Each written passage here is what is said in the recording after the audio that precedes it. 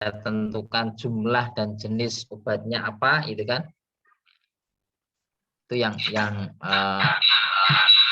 utama. Pertama dalam tahap pengelolaan obat ya. Drug management cycle ya kan. Anda mengenal drug management cycle. Nah, dalam pengadaan sendiri ini tahapannya tentunya ada mulai dari merencanakan dulu ya, planning ya. Kemudian kemudian Anda tetapkan kira-kira mau pesan kemana ya, ke distributor tertentu ya. Pengadaan ya tahap yang kedua. Kemudian setelah Anda menulis surat pesanan ditujukan kepada distributor, kemudian akan ada pengiriman barang ya. Berarti kita terima barang tadi dari distributor, kemudian kita simpan ya di apotek atau di rumah sakit ya. Kita punya gudang misalnya, ya kita simpan sebelum nantinya ini digunakan ya dalam pelayanan ya. Misalnya di apotek ya ada yang beli, atau di rumah sakit nanti ada resep ya, rawat inap ataupun rawat jalan. Krusial ya, sehingga harus benar-benar efektif ya tahap-tahap ini ya. Untuk menjamin pengadaannya efektif bagaimana? Ya kita harus menjamin mutu dari perbekalan farmasi tadi ya, keamanannya dan juga kemanfaatannya, karena barang yang kita adakan adalah obat ya. Kita kenal trilogi paradigma ya, 3 paradigma utama suatu obat atau sediaan farmasi itu harus yang pertama bermutu ya, harus bermutu, kemudian harus aman dan juga berkhasiat ya, bermanfaat. Tiga-tiganya harus terjamin itu. Jadi dari pabrik mereka membuat, mendesain, memproduksi dengan trilogi paradigma kefarmasian tadi sampai di kita ya, di tingkat akhir ya, retailer atau mungkin semacam apotek ya, yang nantinya menyerahkan langsung kepada pasien, itu juga 3 paradigma ini harus tetap terjaga ya, mutu, keamanan dan juga manfaat atau efikasi. Kemudian kita juga harus menjamin ketersediaan barang tadi dari sisi jumlahnya, jenisnya ya, harus terjamin. Memang ketika pasien membutuhkan ya barang tadi tersedia, ada ya, jangan sampai kemudian kosong ya. Ketika pasien butuh tertentu, ini obatnya kosong, ada resep bisa dilayani misalnya. Dan juga aspek harga ini juga penting. Anda harus mendapatkan harga yang lebih ekonomis ya. Dengan harga yang ekonomis tentunya juga kita akan mendapatkan keuntungan yang lebih baik ya.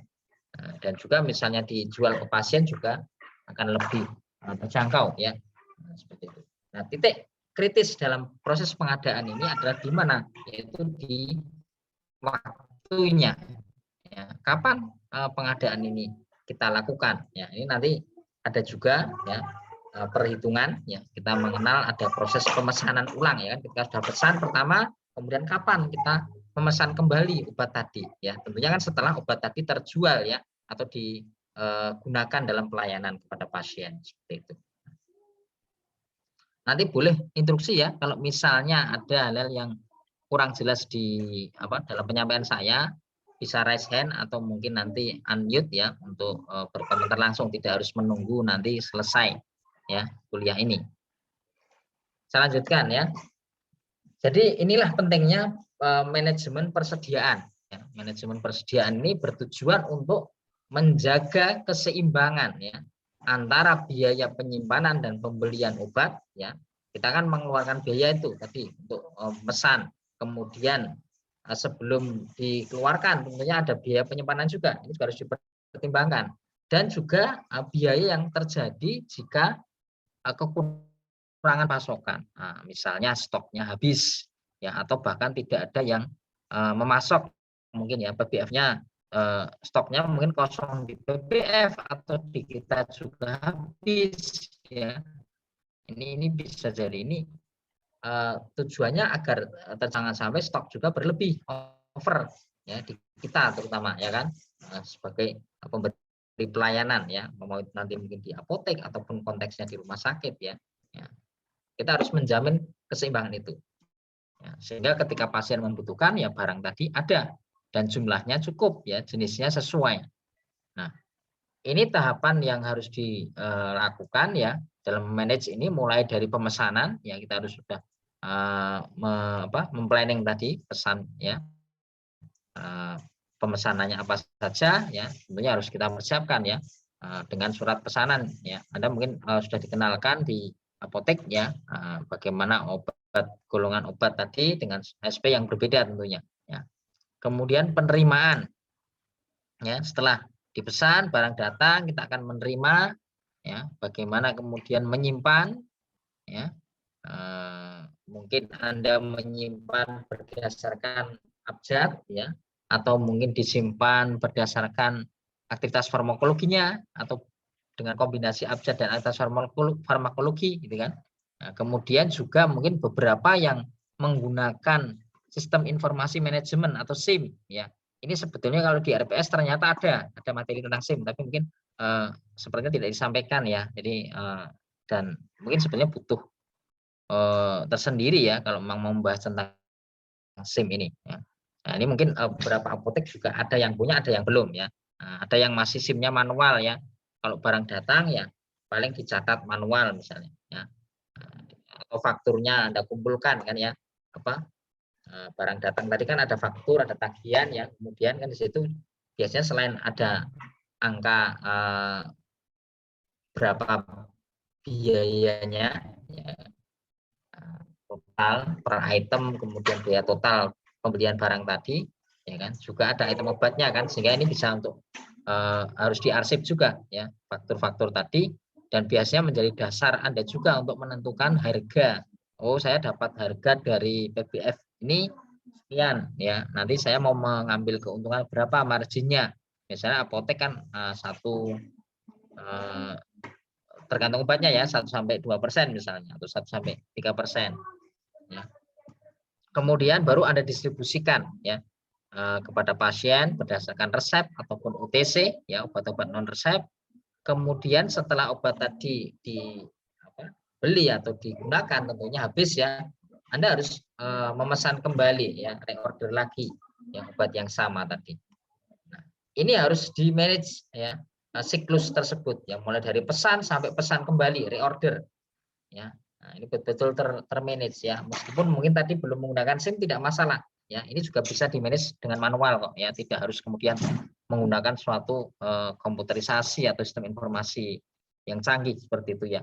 Ini tergantung permodalan tentunya ya. Kalau dari awal memang Anda memang memutuskan ya, memang ada alokasi modal itu untuk penggunaan SIM ya, menggunakan aplikasi tertentu seperti kasir atau apa ya di supermarket seperti itu ya, itu akan lebih baik ya. Tetapi kalau memang modalnya masih kurang ini Pak ya, belum mampu untuk menggunakan SIM ya, ya mungkin tidak usah dulu ya, kalau masih bisa dilakukan dengan manual. Jadi saya kebetulan juga pernah di 3 apotek itu ya masih manual semua ya, karena apotek-apotek pribadi ya, bukan. Kalau mungkin apotek-apotek yang besar ya seperti yang BUMN itu ya, nah, saya kira tidak perlu saya sebutkan mereknya. Nah, itu mereka sudah manajemennya sudah sangat bagus, rapi dari atas ke bawah ya, dari pusat sampai daerah ya. Tentunya mereka mungkin sudah satu sistem ya, menggunakan sistem informasi manajemen, atau yang model-model franchise juga pasti sudah bagus itu menggunakan SIM. Ini sedikit saya singgung saja ya, tapi tidak ada materi tentang SIM itu ya. Nah, akibat dari kalau manajemennya buruk bagaimana? Ya, mulai dari pemesanan hingga order kembali ini kalau tidak di-manage dengan baik tentunya akan berakibat memboroskan anggaran ya. Jadi boros nanti anggarannya. Misalnya Anda order ternyata nggak laku, ibaratnya gitu ya, gampangannya. Ya. Sehingga barang tadi justru menumpuk ya. Sementara yang laku malah tidak diorder gitu kan. Nah, ini kan jadi pembeli akhirnya lari ya ke apotek lain gitu kan, tempat lain. Kemudian ada kekurangan obat-obat esensial yang tadinya memang dibutuhkan ya, justru malah tidak tersedia. Ini jangan sampai obat-obat yang vital esensial, nanti ada analisisnya ya, atau malah obat-obat yang justru non esensial ini malah over ya, berlebihan ya, stoknya over ya, bahkan sampai kedaluarsa karena obat ini non esensial mungkin tidak banyak dibutuhkan oleh konsumen ya. sehingga malah sampai kedaluarsa akhirnya harus dimusnahkan ya. Ini kan menjadi kerugian ya kalau pemusnahan itu. Kemudian dampak yang luas lagi ya, tentunya akan menyebabkan penurunan kualitas pelayanan kepada pasien atau konsumennya. Kenapa? Ya pasien tidak terlayani dengan baik ya. Ketika dia membutuhkan obat ini tidak ada ya. Coba dicari substitusinya juga Anda tidak punya misalnya. Kadang mungkin pasien ada yang branded ya, merek tertentu, tapi ada yang bisa diedukasi ya. Kita bisa mengalihkan dengan obat substitusinya ya. Itu juga tidak ada misalnya karena Anda mungkin tadi salah dalam pengadaan ya. Nah, ini akan merepotkan dan merugikan tentunya ya ke depannya ya, merugikan secara finansial ke kita apotek ya maupun secara pelayanan ya ke pasiennya tadi. Nah, dalam pengendalian persediaan kita mengenal 3 analisis ya. Nah, kita bisa menggunakan 3 metode analisis ini. Yang pertama adalah analisis Pareto ya, karena yang menemukan metode ini adalah Pareto ya, yang dinamakan Pareto, atau kita lebih mengenalnya dengan analisis ABC ya. Kemudian yang kedua ada analisis Venn, dan yang ketiga analisis kombinasi ya, kombinasi dari ABC dan Venn ya. Oh, sudah asar ya, kita lanjutkan enggak apa-apa ya. Nah, analisis Pareto ya, atau ABC ya. Ini ya kita butuhkan dalam mengendalikan persediaan tadi ya, karena mungkin ya dalam persediaan yang kita lakukan itu banyak permasalahan ya, sehingga nanti alokasi anggaran tadi justru didominasi oleh beberapa jenis perbekalan farmasi saja ya, sehingga tidak efektif ininya ya, dengan penggunaan yang banyak, harganya mahal misalnya. Nah, sehingga ini perlu dilakukan suatu analisis dengan metode ABC. Ini penemunya adalah Vilfredo Pareto ya. Dalam analisis ini isinya adalah daftar barang yang terjual yang memberikan kontribusi terhadap omset. Jadi nanti ada dasar yang berdasarkan omset, ada yang berdasarkan pemakaian gitu ya. Nah, investasi dan pemakaian. Ya, yang disusun berurutan ya, berdasarkan nilai jual dari yang tertinggi sampai terendah, nanti disertai ada jumlah ya, atau kuantitas barangnya berapa yang terjual. Ini biasanya berdasarkan metode konsumsi ya. Pengadaan kan ada beberapa cara ya, metode dasarnya. Ada yang menggunakan epidemiologi ya, mungkin Anda menggunakan data-data penyakit yang sering terjadi di masyarakat sekitar Anda ya, karena apotek ini kan bisnis yang terfragmentasi ya. Jadi Anda paling hanya melayani fragmen ya kecil ya, setingkat selevel mungkin kecamatan ya. Jadi sehingga mungkin Anda bisa melakukan survei misalnya epidemiologi di daerah kecamatan tadi ya, kira-kira penyakit yang sering dialami orang-orang sekecamatan itu apa. Ini kan metode epidemiologi. Atau menggunakan metode konsumsi ya. Nah, berdasarkan konsumsi Anda tahun lalu ya. Kalau awal-awal ya, awal berdiri apotek ya belum bisa ya menggunakan metode konsumsi tentunya. Ini bisa diterapkan pada apotek yang sudah berjalan dan sudah tahu. Misalnya sudah jalan setahun, sudah dilakukan stok opnam ya. Oh, ternyata barang yang laku itu ini ya. Sehingga Anda bisa nanti menggunakan dasar itu. Kemudian analisis Pareto ini digunakan karena jumlah jenis obat yang sangat banyak ya. Item obat itu kan banyak sekali. Ya, satu efek saja misalnya ya, obat analgetik misalnya. Itu kan juga jenisnya macam-macam ya. Dari generik sampai branded ya. Nah, itu macam-macam. Sehingga ini perlu dilakukan analisis ya. Belum harganya kan, dengan variasi harga. Sedangkan yang banyak digunakan serta memberikan kontribusi besar terhadap omset itu mungkin sedikit ya. Dari misalnya ada menyediakan analgetik, ada 5 macam. Ya mungkin tidak 5-5-nya itu laku keras ya, laku semua, fast moving. Tapi mungkin hanya 3 atau mungkin hanya 2 item yang itu ternyata laku keras misalnya. Ya, kan? Yang berkontribusi terhadap omset itu sangat kecil sehingga perlu kita analisis. Ya. Perlu prioritas nanti dalam mengendalikan dalam pengadaannya ya. Kenapa? Kalau kita mengadakan berlebih, penyimpanannya juga akan repot ya nanti ya, dan risiko kadaluarsa, rusak dan sebagainya. ABC, kenapa disebut ABC ya? Always better control ya. A ya itu merupakan always yang harus selalu ada. B better ya. C control. Ya, fokus utama dari analisis ABC adalah mengelompokkan persediaannya berdasarkan jenis persediaan yang bernilai tinggi. Jadi dari nilai investasi atau perputaran omsetnya itu tinggi gitu ya. Kemudian analisis ABC dapat dilakukan berdasarkan jumlah kumulatif pemakaian tadi ya, kita bisa berdasarkan pemakaiannya yang sering dipakai ya, fast moving, slow moving semacam itu, atau juga berdasarkan nilai investasi ya dari persediaan yang ada. Jadi parameter yang digunakan biasanya adalah data sekunder ya, pemakaian tahunan tadi ya, data konsumsi sebelumnya ya yang kita pakai ya. Jadi kalau penelitian itu penelitian retrospektif ya, data-data yang sudah ada ya, kita kumpulkan mungkin setahun, 2 tahun atau bahkan bisa 3 sampai 5 tahun kita bisa menganalisis ya. Nah, tadi ya ada 3 kelas A, B, C. Always itu ketika barang tadi punya nilai investasi 75 sampai 80% dari investasi total ya, biaya total, nilai total obat itu berapa? Ini bernilai sekitar sampai 80% dari nilai total investasinya. Dan ini biasanya berada di urutan teratas ya pada daftar yang mengontrol mayoritas total pengeluaran tahunan. Jadi yang berkontribusi terhadap omset ya, omset Anda ini yang hampir sampai 80% itu yang mana? Yang always, berarti ini harus selalu diadakan kan? Ya, karena dia pasti lakunya ya kan. Kalau omsetnya tinggi dari barang tadi kan berarti barang ini jelas laku ya. Kemudian B adalah better. Nah, nilai investasinya nggak terlalu tinggi ya, 10 sampai 15% ya dari total investasi, atau ya kalau kategorinya tadi pengeluarannya ya ini cukup tinggi lah ya.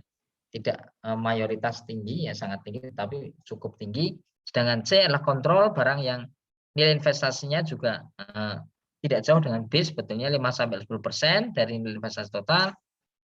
Dan ini menyerap dana yang rendah ya, yang paling rendah, dengan tapi item obatnya biasanya lebih banyak ya, jumlah item obatnya lebih banyak, tetapi sebetulnya tidak berdampak pada aktivitas gudang dan keuangan ya, karena obat-obat yang kategori C ini biasanya yang harganya masih murah ya, dan pemakaiannya juga lebih sedikit. Jadi selain murah juga slow moving ya. Nah, ini masuk kategori yang C. Jadi nanti bisa dipilih mana obat-obat mana yang masuk A, B atau C berdasarkan tadi ya persentase pemakaiannya ya, dan juga bisa dikategorikan berdasarkan nilai investasinya.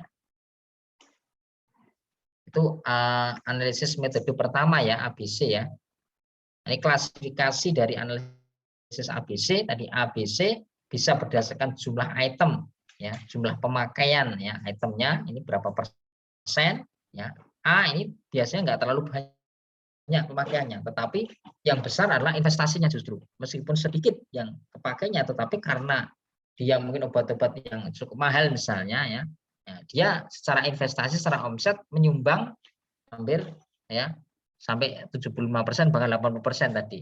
Ya, sedangkan B itemnya juga tidak terlalu banyak. Yang C ini sebenarnya lebih banyak lagi itemnya. Hampir 50% itemnya didominasi oleh C, tetapi secara omset dia tadi menyumbang investasi tadi hanya 5%. Ya, sangat sedikit. Ya, paham ya analisis ABC tadi. Kemudian yang kedua adalah VEN atau VED ya, ada yang menyebutkan juga VED. Ya, tapi lebih terkenal VEN ya. Ya, vital, esensial, non esensial ya, kalau pakai D desirable. Ya. Ini menentukannya berdasarkan apa ya? Kok vital, esensial dan non esensial. Ini beberapa kategori ya. Obat tadi dikelompokkan sebagai kelompok obat vital ya, berarti vital itu sangat esensial dalam hal ini ya. Yang termasuk obat ini adalah obat-obat yang life saving drug, yang bisa menyelamatkan jiwa ya, obat-obat penyelamat jiwa seperti itu. kemudian obat-obat yang memang biasa digunakan dalam pelayanan kesehatan dasar, ya, memang ibaratnya wajib ada lah ya. Kalau di dalam rumah sakit kan ada formularium obat, ya.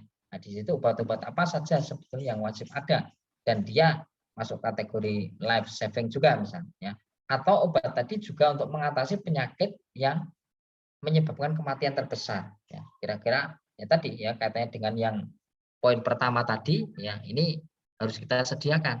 Ya, karena obat-obat yang bisa menyelamatkan jiwa dan yang kira-kiranya misalnya menyebabkan kematian ya paling besar itu apa ya, kalau tidak ada obat ini gitu ya, kalau tidak ada obat ini ya risiko kematiannya itu tinggi. Kemudian yang esensial ya kelompok obat yang bekerja kausal ya, ini bekerja pada sumber penyakit ya. Kategori obat yang esensial ya. Misalnya apa ya, obat-obat yang efektif untuk mengurangi rasa sakit ya, kemudian namun sangat signifikan untuk berbagai penyakit tapi tidak esensial tadi ya, kurang esensial ya, kurang ya esensial tetapi ya tidak sangat esensial ya, tidak sangat esensial, tidak vital gitu ya, dan hanya untuk penyediaan sistem dasar. Sedangkan kelompok N ya non esensial berarti tidak esensial ya, obat yang digunakan untuk penyakit yang ini bisa sembuh sendiri ya, self limiting disease ya, penyakit ringan seperti itulah minor illness ya.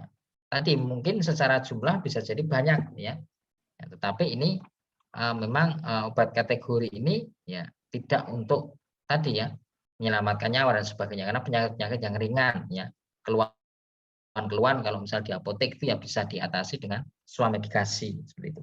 Meskipun ada apotek tertentu mungkin karena lokasinya ya sehingga banyak masyarakat beli itu ya, konsumennya itu justru malah apa kebanyakan swamedikasi, mungkin sedikit resepnya tapi medikasinya sangat banyak ya, cocok ibaratnya judo ya, kalau di apotek tertentu mungkin saya kalau pergi ke sana pasti sembuh ya, biasanya mungkin dengan apotekernya konsultasi dan sebagainya dikasih obat ini sembuh.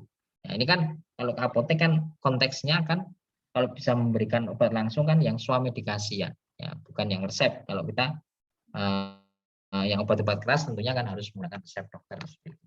Meskipun beberapa ada yang menggunakan racikan juga ya, nah, tidak jarang mungkin kita bisa menemukan di beberapa daerah ya. Kemudian ada kombinasi ya ABC dan VAN ya. Ini ada 3 kategori ya. Jadi kombinasi ini menimbulkan 3 kategori ya. Jadi VAN ABC ketemu kategori 1 ini ketika vital ketemu dengan A dengan B dan C, atau yang A ini ketemu dengan V, E dan N. Ini masuknya kategori 1. Kemudian kategori 2 ini ada 3 ini, dan masuk kategori 3 ketika dia non esensial dan juga kontrol ya, masuk kategori terakhir semua. Ini baru dikatakan kategori 3. Jadi dalam pengendalian atau manajemennya yang kategori 1 tentunya harus diprioritaskan ya, harus betul-betul di-manage dengan baik ya. Kategori 2 mungkin ya lebih rendah ya dalam hal pengendalian atau manajemennya. Sedangkan kelompok 3 ya sangat kurang ya dalam proses manajemennya. Nah, obat yang hanya sedikit esensial saja, ini yang kategorinya non esensial dan juga kontrol kategori C. Nah, selain 3 metode ya, kan ada kombinasi ya, ABC, kemudian VAN dan juga kombinasi. Ini sebetulnya ada satu lagi metode yaitu EOQ dan RUP ya, dan SS juga. Nah, tapi sebelum ke sini saya sedikit ingin menjelaskan tadi terkait dengan pengendalian apotek yang mungkin belum saya sampaikan di slide ini ya. Pengendalian yang dilakukan apotek itu kan sebetulnya tidak hanya barang sebetulnya ya kan. Anda tidak hanya mengendalikan barang atau obat alkes mungkin ya, atau mungkin produk-produk yang lain juga kan Anda pasti menyediakan ya, di apotek itu. Mungkin Anda jualan susu ya kan, produk suplemen ya, mungkin herbal, obat-obat tradisional juga ada. Ini barang ya, berarti pengendalian barang. Ya, barang-barang tadi bisa dikategorikan menjadi barang reguler dan juga barang khusus. Ya, barang yang memang reguler ya, seperti tadi ya, persediaan farmasi, alat-alat kesehatan, ya, barang-barang khusus, misalnya yang kategori obat narkotika, psikotropik, ini kan khusus ya pengendaliannya. Ya, penyimpanannya juga khusus, kemudian pengendalian, pemusnahannya juga khusus ya, pelaporannya juga jangan lupa ya. Nah, untuk obat-obat yang kategori khusus ini, ya, barang khusus ini memang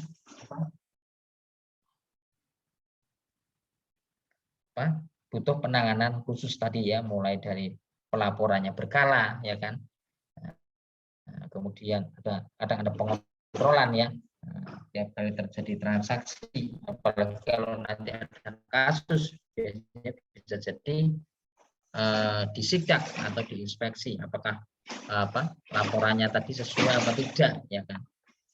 Kemudian pengendalian selain barang ada pengendalian uang ya. Kalau pengendalian barang itu misalnya apa ya, agar barang tadi mungkin tidak hilang, jadi harus hati-hati juga di apotek kan Anda punya berbagai macam item tadi ya, barang yang dijual, jangan sampai barang tadi hilang ya, hilang yang nggak tahu, bisa jadi ada yang mengambil ya barang lo ya, atau mungkin karena barang tadi rusak bisa juga ya, atau menghindari juga barang macet ya, stok yang habis atau stok mati gitu ya.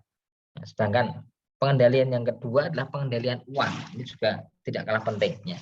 Kalau ini kita membahas tentang barang ya, ada juga pengendalian uang ya. Uang ini mungkin ada bentuknya uang tunai yang kita mungkin terima dari konsumen kan, uang tunai ya,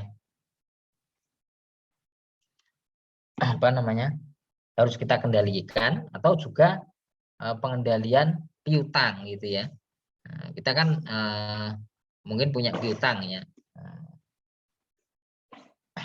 dan termasuk pengendalian harga. Nah, bagaimana Anda menentukan ya tadi misalnya indeks penjualan laba misalnya ya, labanya mau berapa, ini harus kita kendalikan ya, agar harga yang kita patok juga bersaing ya dengan kompetitor ya, sehingga kita tidak kemudian ditinggalkan oleh pembeli ya, karena harganya masih bersaing, meskipun juga sekarang mungkin banyak juga pembeli yang melihat tidak hanya harga misalnya, tapi juga pelayanan atau kualitasnya. Nah, asal mungkin kualitasnya bagus ya, harga itu sebanding ya. Ada pembeli-pembeli yang memang seperti itu yang mengharapkan. Kemudian pengendalian barang ini bisa reguler ya. Ya misalnya Anda ngecek stok ya, kan ada di tiap item obat nanti ada kartu stok gitu ya. Ada kartu stok yang di situ nempel ya.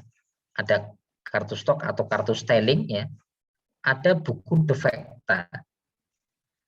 Ada yang pernah kerja di apotek ya, buku defekta apa? Buku defekta. Ada yang pernah dengar? Ini karena saya harus mengajar lagi, jadi saya ingat ini pasti punya ya kalau apotek itu istilahnya buku defekta. Halo, ada yang tahu buku defekta? Mas Pandu? Atau yang lain, silakan. Buku buat nyatet, buku buat nyatet jumlah obat yang keluar dapat dari itu mungkin. Obat yang hampir habis ya berarti ya kan, masih ada stoknya mungkin sedikit kan ya, kira-kira yang mau dipesan lagi apa kan tadi ya, tadi kan di depan saya sudah menyampaikan terkait dengan reorder tadi ya. Nah ini buku yang digunakan untuk mencatat barang-barang yang hampir habis ya, hampir stoknya sudah limit ya, itu adalah buku defekta. Jadi harus sering dicek itu ya.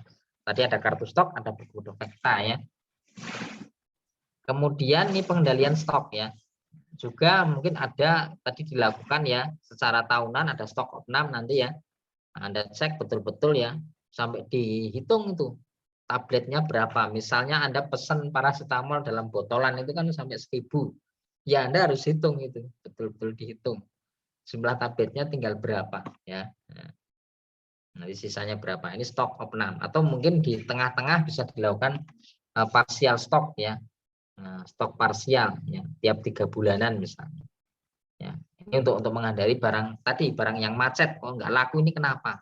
Apa sih barangnya? Ini kan dengan melakukan stok parsial tiap 3 bulanan kan ketahuan ya, barang-barang yang macet misalnya. Kemudian pengendalian harga ya. Ini terkait dengan penetapan harga tadi ya, yang sudah saya sampaikan terkait dengan kompetitor. Kemudian pengendalian barang macet tadi ya, dengan stok kartu stok, atau mungkin dengan stok parsial, stok opnam, ini bisa kita kendalikan, atau mengendalikan barang yang kadaluarsa. Ini juga harus dilihat ya. Ya, dengan stok parsial ini juga kan Anda sambil mengecek kadaluarsanya juga dengan kartu stok yang ada juga. Nah, nanti dilihat juga ED-nya. Jangan sampai barang tadi ED ya dan tidak laku. Ya. Kalau memang masih bisa diretur ya, dikembalikan ke distributornya, ya silakan, lebih baik dikembalikan ya. Nah, seperti itu. Ya. Karena mungkin bisa ditukar dan sebagainya ya, dengan barang lain yang mungkin lebih fast moving. Ya.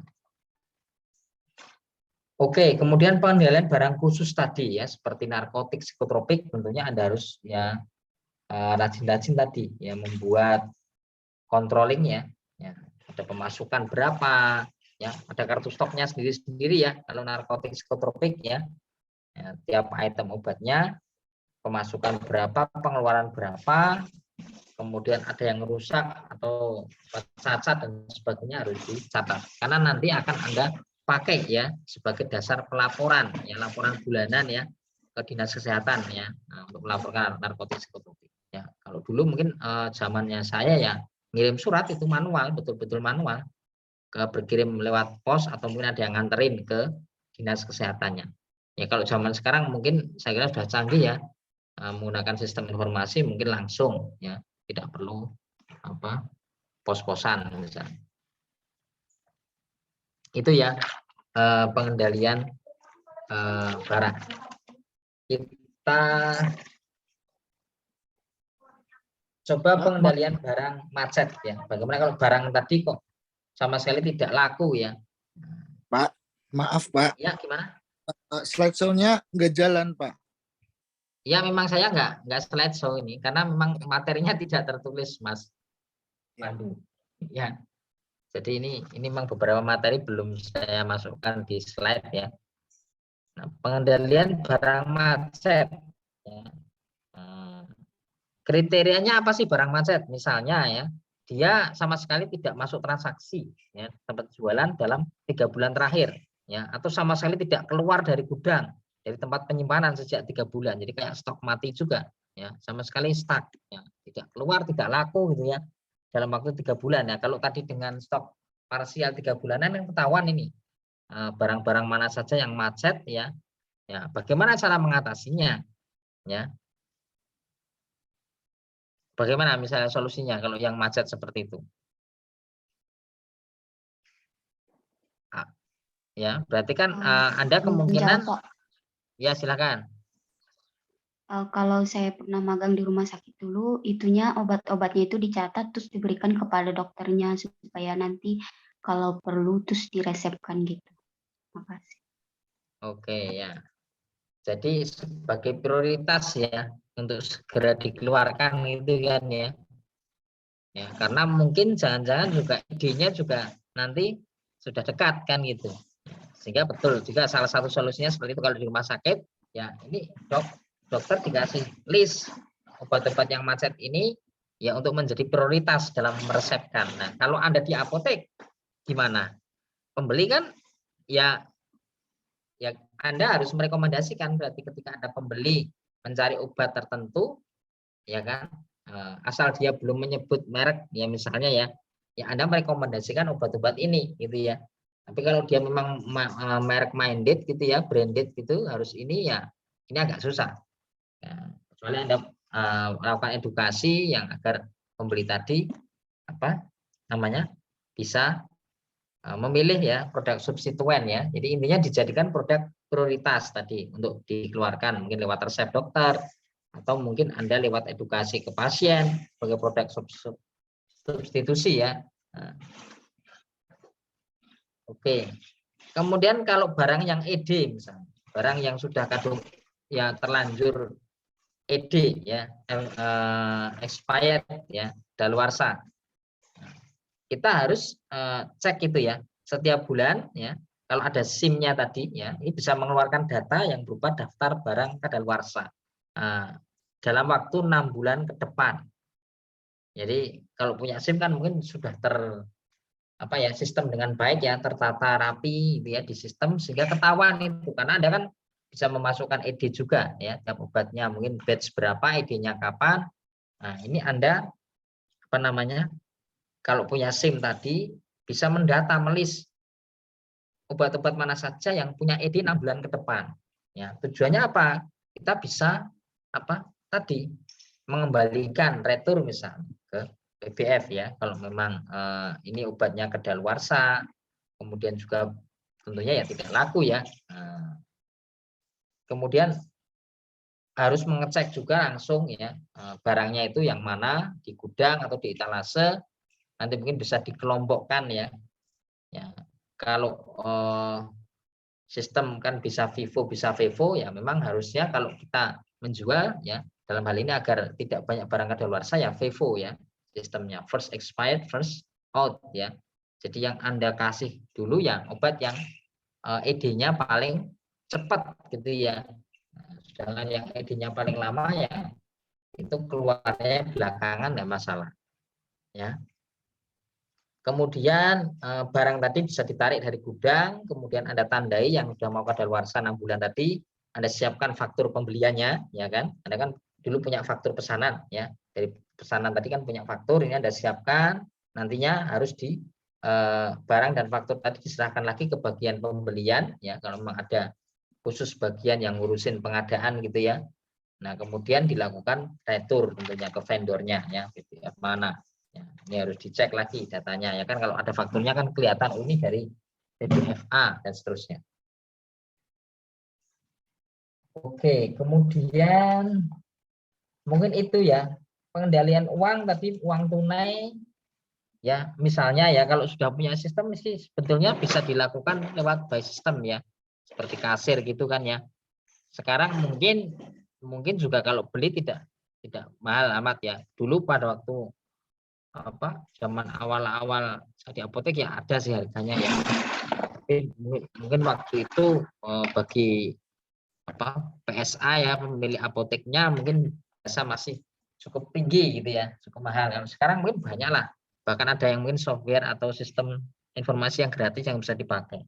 Nah, ini bisa dilakukan pemeriksaan pembatalan penjualan tunai misalnya untuk mengendalikan uang tunai ya, pemeriksaan retur barang ya kan, kita periksa lagi barang-barang yang diretur tadi, dan pemeriksaan uang setoran ya. Jadi kalau masih manual biasanya kita hitung kan ya, setiap sebelum tutup apotek itu ya, saya ingat masih menghitung manual itu ya, uang-uangnya ya, yang kertas berapa, yang sampai receh-receh berapa, kemudian dicatat ya, hanya di buku pemasukan hari itu berapa ya, dari pagi sampai sore. Jadi kalau shiftnya jaganya yang pas malam ya itu yang kebagian ngitung uang gitu ya. Nah, ini dengan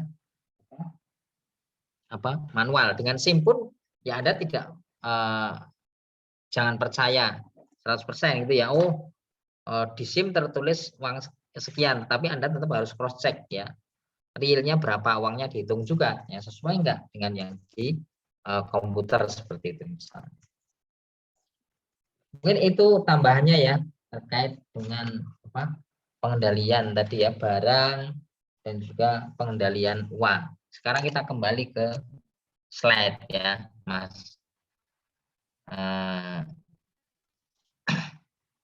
Pandu ya. Nah, ini kalau ini sudah mulai slide, tadi memang bukan slide-nya tidak bergerak karena tidak ada di slide ya. Nah, ini metode berikutnya selain ABC, Venn, dan kombinasi tadi ada metode EOQ dan ROP ya. Mungkin ada yang sudah pernah menerapkan misalnya ya, EOQ, Economic Order Quantity ya, untuk menghitung, ini dua metode ini digunakan untuk menghitung persediaan obat ya, sebagai langkah untuk mengendalikan persediaan agar tadi ya dari segi jumlah dan jenisnya ya, dan juga waktunya tepat ya, tepat jumlah, tepat jenis, tepat waktu. Nah, EOQ ini gunanya untuk apa? Menentukan berapa jumlah pemesanan yang ekonomis ya, pemesanan yang optimal ya untuk setiap kali pemesanan ya, dengan frekuensi pemesanan tertentu tentunya. Jadi jumlahnya berapa, kemudian juga frekuensinya ya. Sehingga nanti bisa dipakai juga untuk menentukan ROP ya, reorder point ya, pemesanan kembali. Kapan ya Anda melakukan pemesanan kembali. Jadi titik di mana, waktu di mana harus diadakan pesanan lagi ya, sedemikian rupa sehingga ketika barang tadi itu datang atau diterima ya, dipesan ini juga tepat waktu ya. Jadi tujuannya tadi tepat ya, tidak hanya tepat jumlah ya, secara EOQ ya, jumlahnya ekonomis ya, optimum ya, dan juga tepat waktunya ya, timingnya. Dalam perhitungan ROP ini variabel yang diperlukan adalah masa tenggang pemesanan obat. Kan pasti ada ya masa tunggu lead time-nya berapa lama sih ya untuk pesan obat ini. Kadang ada yang cuma sehari, bisa sampai minggu ya, tergantung stok juga mungkin dari PBF atau vendornya. Nah, EOQ tadi adalah jumlah pembelian yang paling ekonomis ya. Jadi secara definisi jumlah setiap kali pembelian bahan yang disertai biaya minimal ya. Jadi makanya paling ekonomis ya, paling minimal. EOQ di sini ada komponen biaya pemesanan, ada juga biaya penyimpanan di gudang. Ya, makanya tadi di awal sudah ditekankan ya, ada biaya pesan, biaya pengadaan, dan juga biaya penyimpanan. Nah, ini harus diperhitungkan dalam menentukan jumlah pesanan berapa yang paling ekonomis, paling optimum ya. Biaya pesanan ya, misalnya ada biaya-biaya yang dari persiapan pemesanan sampai barang yang tadi datang ya. Yang ini tentunya sifatnya konstan, tidak tergantung dari jumlah barang yang dipesan ya. Mau berapapun barangnya ya harusnya stabil ya.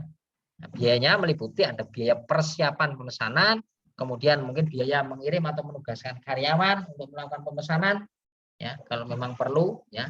Kalau zaman sekarang mungkin tinggal calling ya, atau WA ya.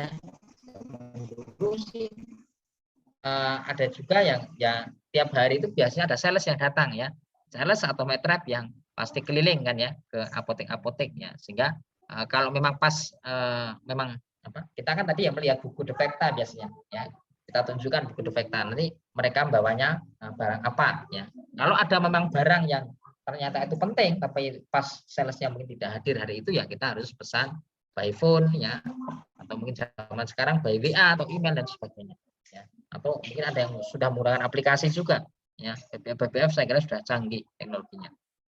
Kemudian biaya saat penerimaan bahan yang dipesan dan biaya penyelesaian pembayaran pemesanan. Jadi dari barang tadi dipesan sampai datang, nah intinya itu ya, ini biaya pemesanan.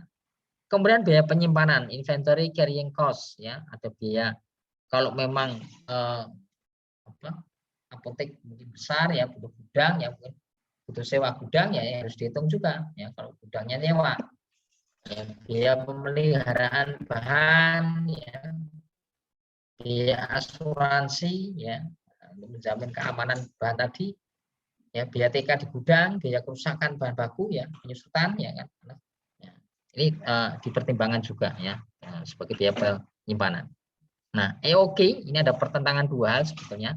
Biaya pemesanan menghendaki yang dipesan tadi kan sebesar-besarnya ya, agar biaya pemesanan minimal ya, sementara biaya penyimpanan menghendaki jumlah yang dipesan kan kecil ya, sehingga kan nanti biaya penyimpanannya jadi sedikit kan gitu ya.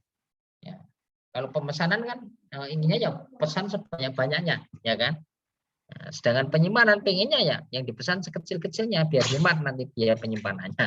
Ya, ini dua hal yang bertentangan ya dalam prinsip EOQ. Nah, rumusnya adalah 2 kali R kali S dibagi P. Ya. Ini rumus EOQ. Maaf ini double ya. R adalah kebutuhan barang dalam suatu periode tertentu ya, misalnya dalam setahun ya. Berapa sih kebutuhannya? Ya, berapa unit gitu ya, berapa item. S adalah biaya pemesanan ya, setiap kali pesan, ya P ya adalah ini bisa pakai P, bisa pakai C ya. P adalah harga beli setiap unit barang, ya. Nah, sedangkan yang pakai C adalah biaya penyimpanan tadi, tiap unit barang yang disimpan, ya. Kemudian I adalah biaya penyimpanan yang dinyatakan dalam persentase dari nilai rata-rata persediaan barang yang disimpan. Ya, kemudian selain EOQ ada juga safety stock, ya. Stok aman, ya. Persediaan pengaman itu berapa sih stok amannya? Nah, dan juga ROP, reorder point, ya, untuk kita tadi melakukan pemesanan kembali kapan. Dan dalam proses pemesanan ini juga ada variabel lead time tadi yang mempengaruhi ya perhitungan, terutama ROP tadi kan, ya, mempertimbangkan lead time-nya, waktu yang dibutuhkan sejak memesan barang sampai barang tadi datang.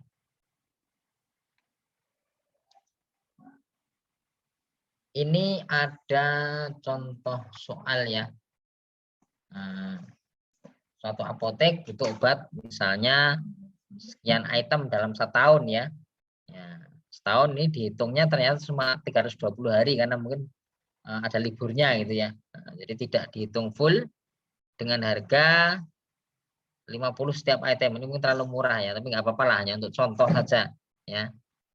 Dalam rangka pembelian tersebut butuh biaya kan, ada biaya pengiriman tadi ya, berarti biaya pemesanan ya maksudnya ya, biaya administrasi juga pemesanan ya.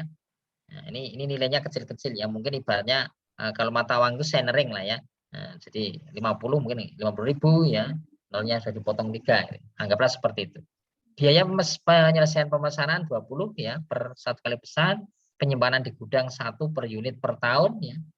Nah, yang ditanyakan coba ditentukan EOQ-nya, kemudian EOP-nya, ROP-nya ya. Jika procurement lead time-nya 6 hari, jadi waktu tunggunya kurang lebih 6 hari.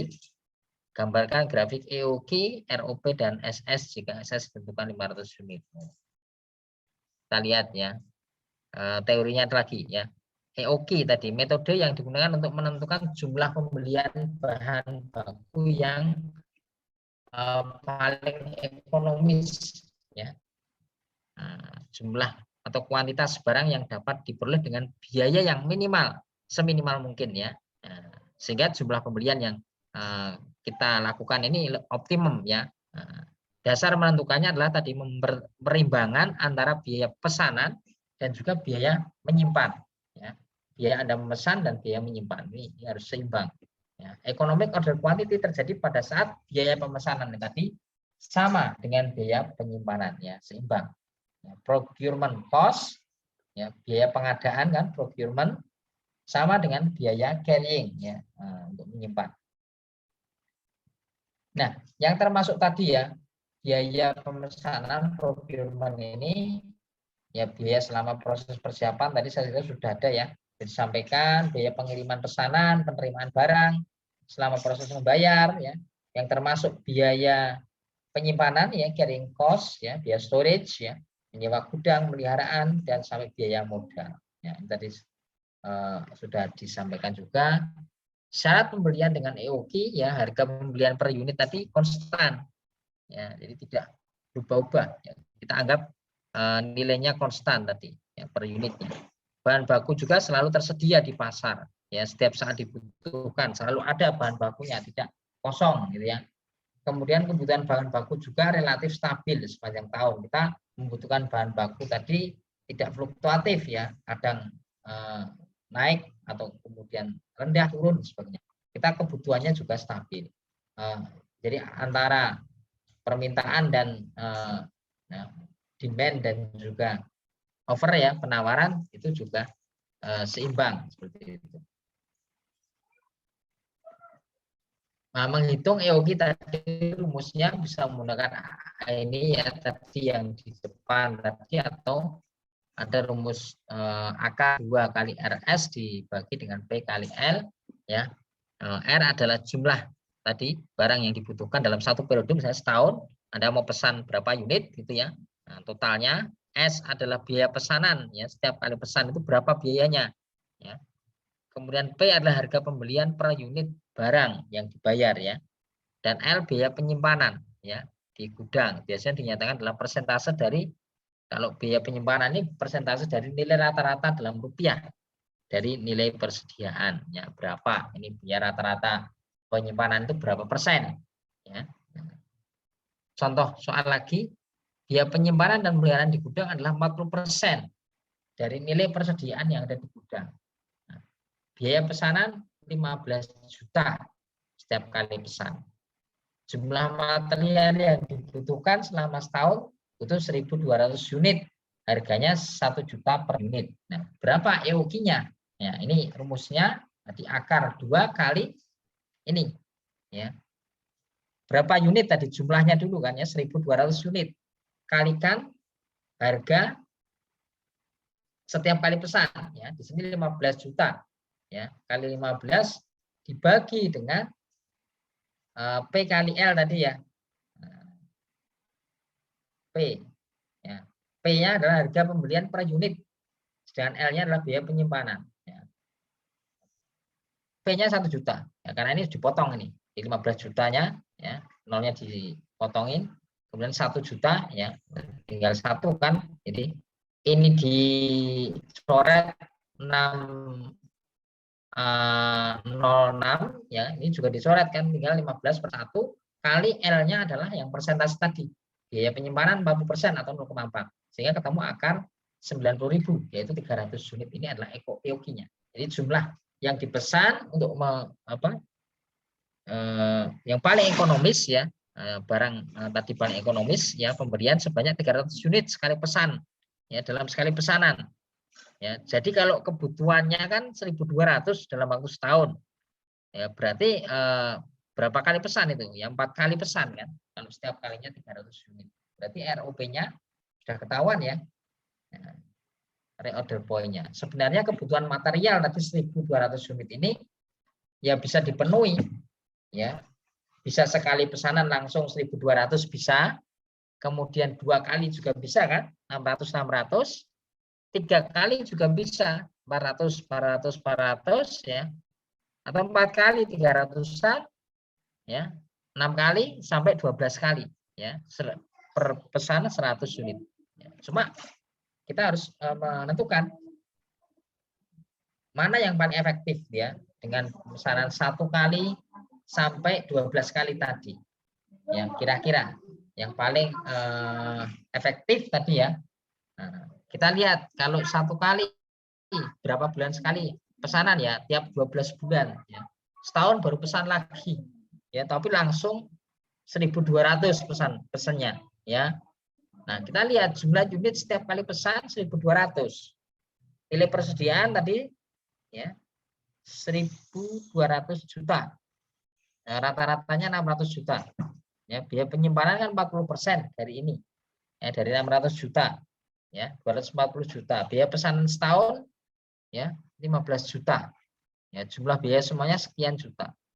Kita hitung semua ya, dengan 2 kali pesan, 3 kali sampai 12 kali, ternyata yang paling ekonomis adalah yang 4 kali kan ya di sini, yaitu nilai total biayanya 120 juta ya.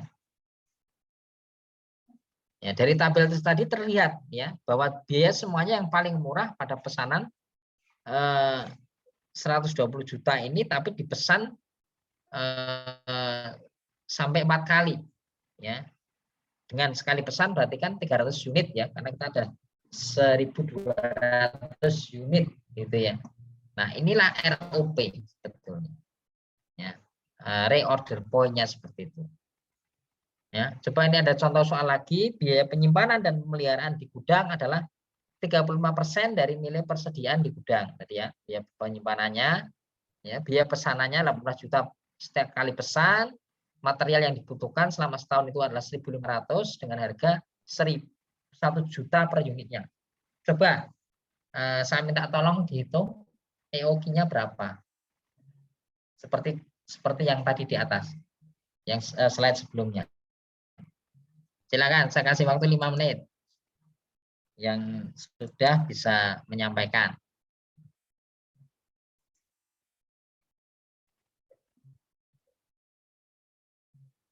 Coba dihitung EOQ-nya Masih hafal kan rumusnya tadi ya? Akar ini aja yang 2 kali R kali S dibagi P kali L. Ya, R tadi jumlahnya berapa? Pesanannya dalam setahun, berapa unit? S adalah biayanya berapa sekali pesan, dibagi P tadi, harga pembelian per unit yang dibayar, ya, kali L, ya, biaya penyimpanan dan pemeliharaan. Coba dihitung, silakan. 392 unit. 392 unit, ya, di akar ya, sudah di akar ya Mbak, Iya, ya, Pak. jangan lupa ya. Baik.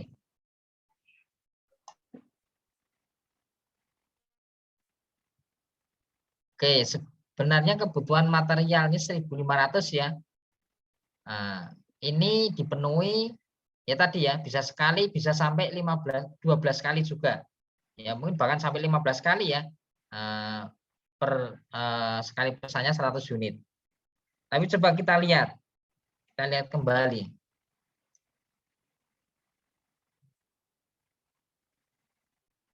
Kalau EOQ-nya sudah dihitung, EOQ-nya tadi 390 ya, Mbak. ROP-nya berapa? ROP. Reorder point.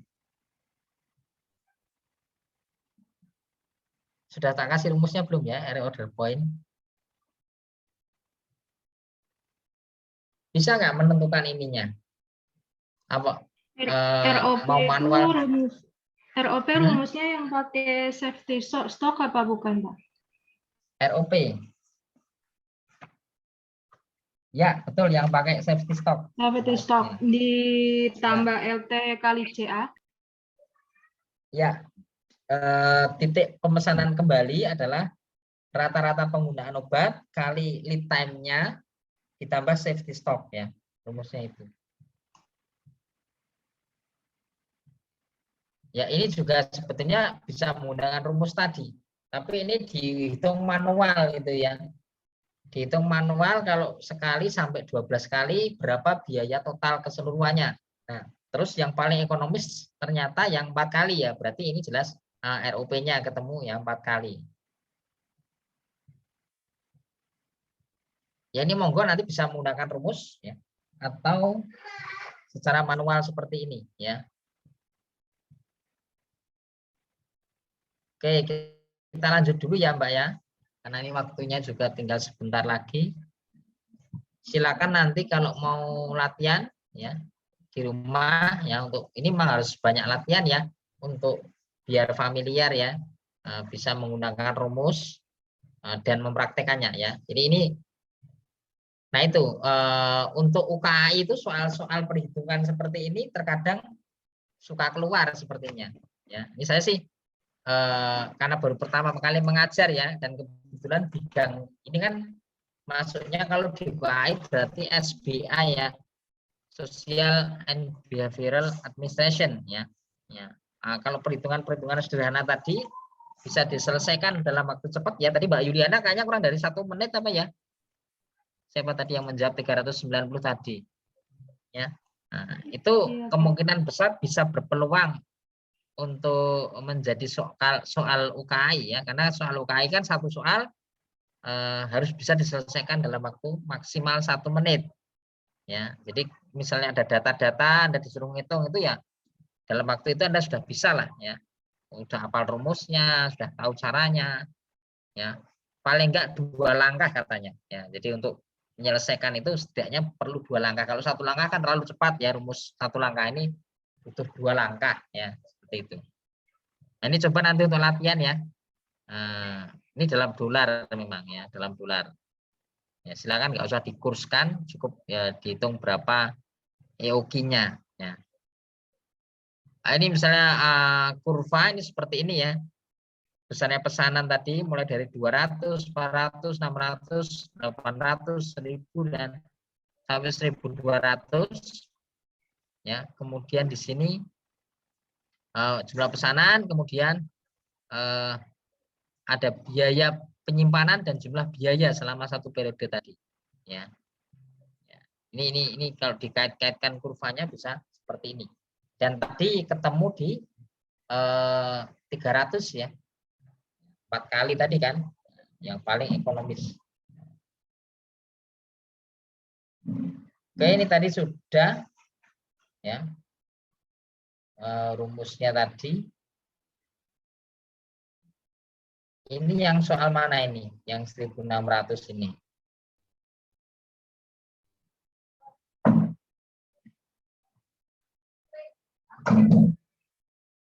Oke, ini bukan soal ini ya.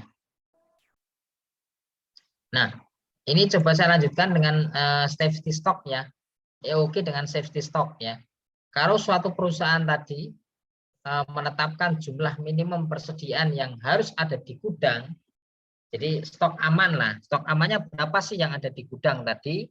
Maka jumlah barang yang ada di gudang ya sama dengan EOQ tadi plus safety stock ya. Ya, itu sebenarnya rumus ROP juga ya. ROP. Setiap kali jumlah persediaan mencapai safety stock, maka perusahaan harus segera membeli sebesar EOQ. Ya, harus EOQ kan jumlah tadi nilai nominalnya ya. Kalau barang yang tersedia tadi masih dalam stok aman, ya Anda harus order lagi. Ya, harus siap order lagi. Persediaan di gudang, agar persediaan di gudang tadi tidak pernah sampai 0 atau kosong ya. Nah, dari contoh perhitungan EOQ tadi ya, yang di depan tadi, hitung besarnya jumlah barang yang ada di gudang. Nah, bila safety stoknya 25 misalnya. Ya, yang 800 ini. Yang 800 unit ini EOQ-nya ya. Kemudian safety stoknya 25, berarti kan 825 unit ya. Karena harus ditambah safety stock. Kita order itu ya, nggak cuma EOQ saja, tapi harus ditambah dengan safety stock.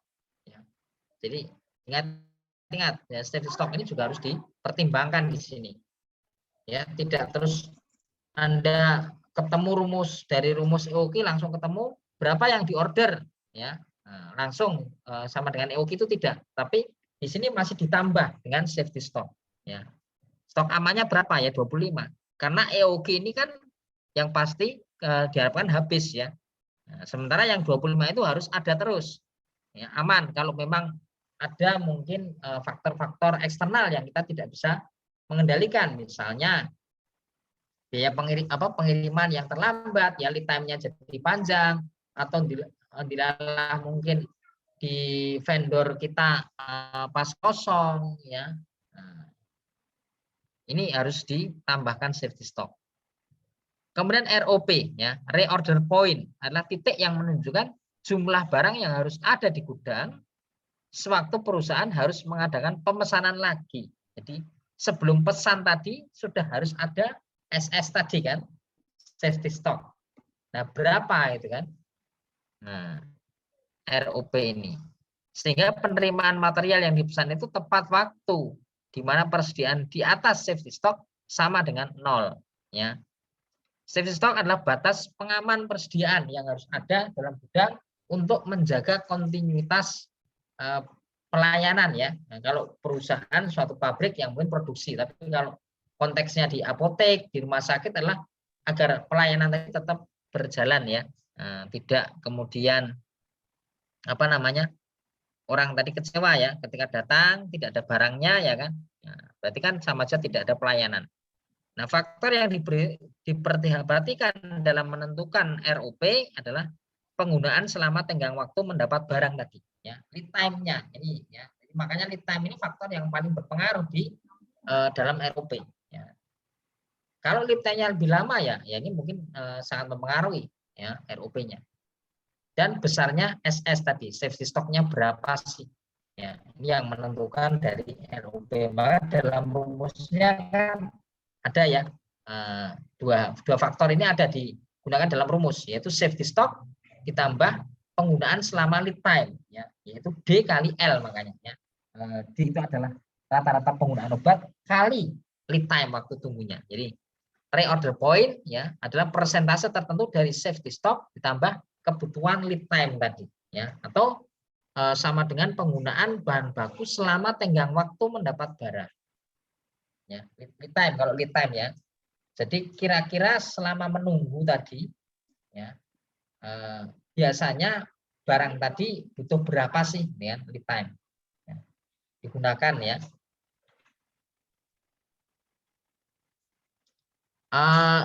Contoh soalnya, ya, misalnya suatu perusahaan menetapkan bahwa safety stoknya 50 unit, SS-nya 50 unit ini, stok amannya, dan procurement lead time-nya, LT-nya 5 minggu. Sedangkan kebutuhan material setiap minggu itu adalah 40 unit. Nah, berapa kira-kira jumlah persediaan yang harus ada di gudang, ya, atau ROP tadi, sewaktu perusahaan tersebut harus melakukan pesan lagi. Berapa yang harus ada di gudang? Kalau dari rumus tadi gimana? ROP sama dengan D kali L ditambah SS ya. D-nya di sini 40 unit ya. 40 unit kan? Kali 5, 20 ya. Ditambah dengan safety stoknya 50. 40 kali 5, 200 ya. Tambah 2, 50 unit. Ya. Jadi Anda bisa menentukan sebesar 250 unit ya.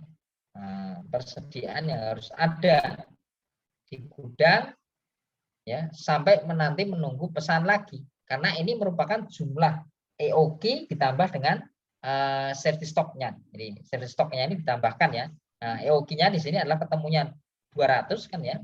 Ya, lead time-nya 5 minggu, rata-ratanya setiap minggu kan 40, berarti kan 200 tambah 5 ya. Itu ya rumusnya ya. Kemudian ada yang metode pemesanan itu ya, tadi saya sudah menyebutkan 2 metode ya di awal ya. Metode pengadaan berdasarkan epidemiologi, kemudian berdasarkan konsumsi, ada yang JIT ya, just in time. Ya, kalau zaman sekarang kan COD mungkin ya. Ya. Cash on delivery kan ya. Nah, atau JIT, ya, COD ya.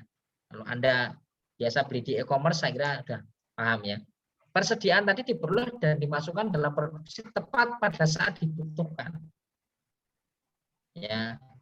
Jadi Anda butuh ya langsung datang ya. Tapi ini harus lead time-nya juga harus diperhitungkan ya. Nah, kalau Anda beli di e-commerce kan juga ada waktu tunggu ya, bisa datang ke rumah itu bisa 2 hari 3 hari ya. Nah, ini Anda butuh barang ada itu kan ya, barang datang. Tidak ada persediaan yang mengendap di gudang. Ya, harapannya seperti itu. Jadi ketika pasien tadi butuh, barang ada langsung laku gitu kan ya. Nah, hal yang dibutuhkan di sini adalah sistem informasi persediaan dan produksi yang tepat. Ya, SIM ya. Harus akurat ini. Antara data kadang ya SIM itu juga harus hati-hati.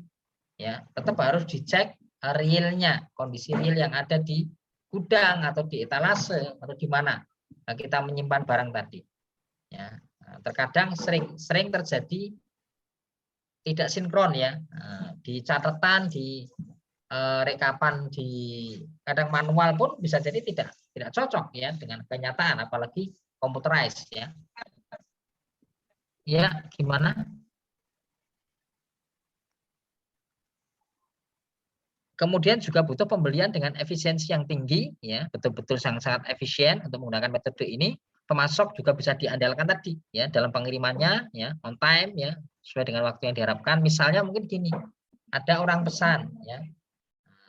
Kemudian Anda belum ada ini barangnya, tetapi kemudian Anda langsung berikan ke distributor ya.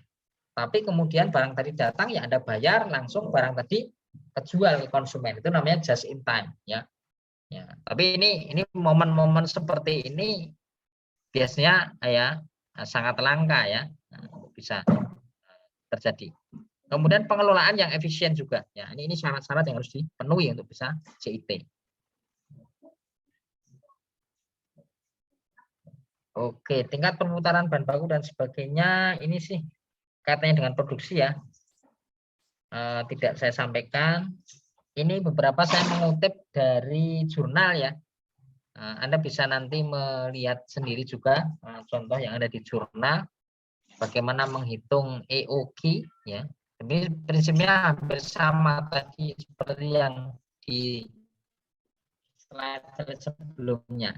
Ya, misalnya biaya penyimpanan ketemu 26%, waktu tunggu obat 60 hari, ya kan? Service level 98%, ya. Kemudian ini berapa sih EOQ-nya untuk satu obat amlodipin? Kemudian juga Anda bisa hitung berarti pemesanan per harinya berapa, ya. Nah, frekuensi pemesanannya berapa kali, kemudian pemesanan per harinya harus berapa, berapa item atau berapa unit. Ya, ini nanti bisa dilihat di jurnal ya. Nah, ini kesimpulannya ya. Bisa sampai dihitung dengan safety stock-nya berapa dan ROP-nya berapa ya untuk satu obat amlodipin misalnya. Nanti ya rumusnya yang ROP adalah D kali L kali tambah SS ya. D tadi rata-ratanya berapa per hari yang 49 kali selama lead time-nya 60 hari ya. Ditambah dengan safety stock ini sudah dihitung dulu ketemu sekian ya. Nah, rumus safety stock tadi mungkin belum ada ya. Rumusnya adalah Z. Z itu adalah service level kali standar deviasi SD ya, kali akar L ya, waktu tunggu obat tadi. Ya, akar L-nya kan 60 hari tadi ya. Nah, kemudian SD-nya di sini 743 ya. Kemudian Z-nya service levelnya adalah 2,05 ya, sehingga ketemu sekian.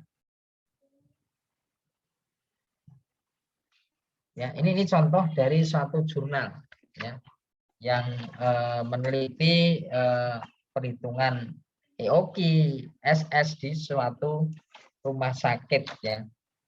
Yang di sana disimpulkan dia menggunakan kombinasi dua metode juga. Jadi ada metode ABC, ada metode Venn, kemudian dikombinasi metode ABC dan Venn serta sampai menghitung EOQ-nya, kemudian SS dan ROP-nya. Ya, ini karena ini jurnal nanti Anda bisa baca sendiri saya kira. Ya, di mana kesimpulannya ternyata dari perhitungan ini ternyata bisa menghemat persediaan obat, ya, sampai 850 juta, lebih dari 850 juta. Ini luar biasa ya.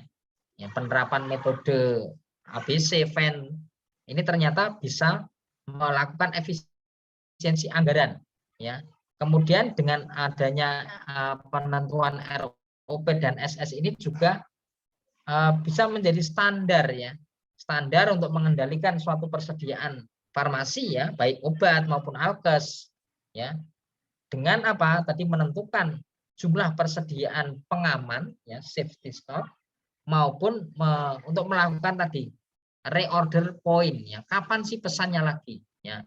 Ini dengan kalau ini bisa diaplikasikan di rumah sakit tadi ya, ini bisa menghemat anggaran hitungannya ya hampir 1 M loh ya, 800-an juta lebih ya kalau mau menerapkan EOQ tadi ya. Ini ya yang jurnal yang saya maksud tadi yang nomor 1 ini dari Manik IL, nanti bisa dicari ya. Ini ya sebetulnya proceeding ya, bukan jurnal ding ya. Jadi ini apa, suatu makalah yang dipresentasikan kemudian dimuat di proceeding internasional ya dalam conference series. Kemudian juga ada suatu tesis ya S2 manajemen ya yang mengkaji tentang ini penerapan metode ABC indeks kritis ya. Di situ juga sampai menentukan sama menganalisis ABC, kemudian Venn ya. Nah, kemudian ABC tadi kan bisa berdasarkan nilai investasinya atau berdasarkan nilai kritis ya di sini ya. Kemudian menghitung EOQ, ROP dan safety stock juga. Ini referensinya ada di sana, silakan bisa baca ya. Mungkin itu yang bisa saya sampaikan, waktunya sudah habis ya. Ada yang perlu ditanyakan?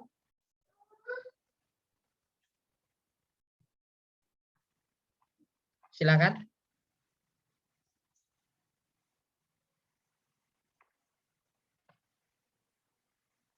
Atau tidak ada?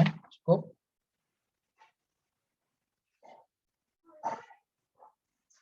Cukup ya Mas Pandu ya. Kalau